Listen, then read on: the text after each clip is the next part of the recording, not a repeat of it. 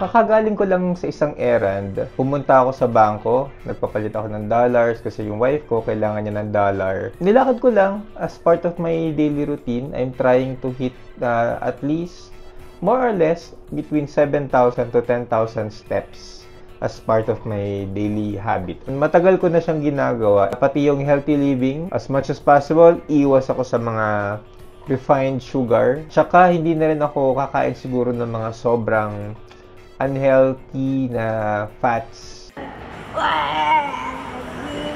Pipiliin ko na lang yung mga fish oil, mga ganyan, fats from fish para sa omega-3.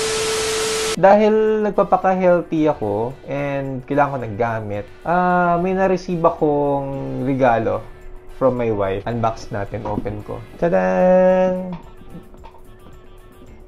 So, binila niya ako sapatos. Dahil dito, magko-commit ako mag-exercise every day. Magpapaka-healthy lalo. Dahil matagal ko nang inisip bumili ng bagong sapatos na pang exercise and pang workout. And I think itong brand na to ay isa sa mga best in terms of running, walking, etc. Thank you sa wife ko kay Dappy for the gift. Happy anniversary. Okay. Buksan natin. Bago pa. Ay, wag yung scan. So, nakalagay dyan. Open here.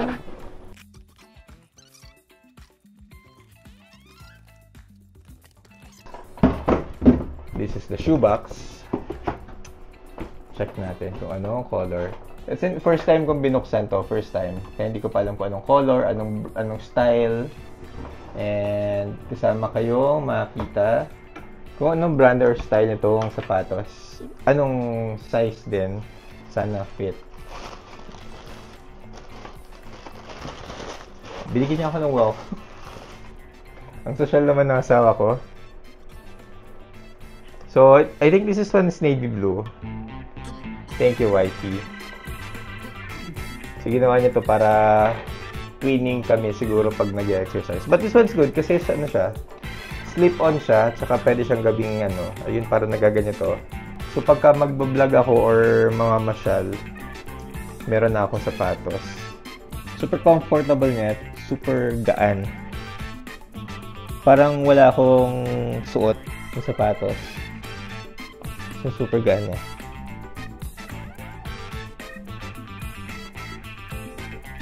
Tama lang yung size. Super comfortable. Grabe yung liit pala ng paa ko talaga.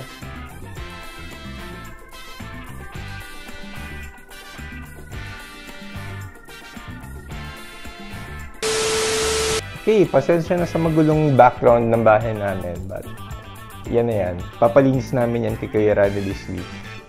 Okay. So, kahapon, anniversary namin ng wife ko. Kaya meron akong gift na sapatos.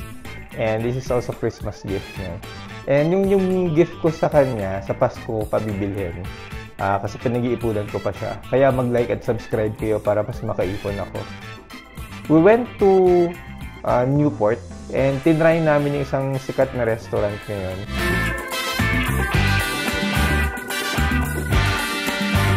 Ang name ng restaurant ay Gordon Ramsay. Ito yung restaurant ng sikat na chef. Sige lang.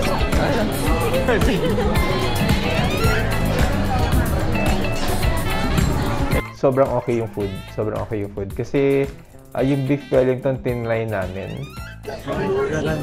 Those are food.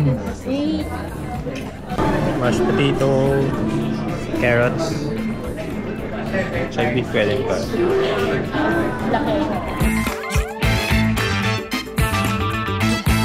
Tinry namin yung burger, yung mga recommended. For some reason, mas palaki yung kay Lappy. Kasi doon sa akin. Pero, kasi uubos ng burger. Baka yun yung reason. Hindi lang namin tinry yung fish and chips. Siguro next time na lang.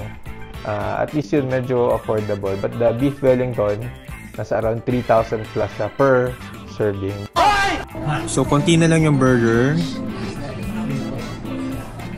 Busog na kami. Yung food, andito na. But overall, the experience is really good. Okay yung mga tao nila, yung staff nila. yung nag-accommodate sa amin. Hindi lang okay yung presyo kasi sobrang pricey talaga ng food. But I think it's worth trying din. Kung babalik kami, yes, sure, babalik kami. But next time around, alam na namin gagawin namin. Siguro that's it for the short video for today. I'll see you on the next video then.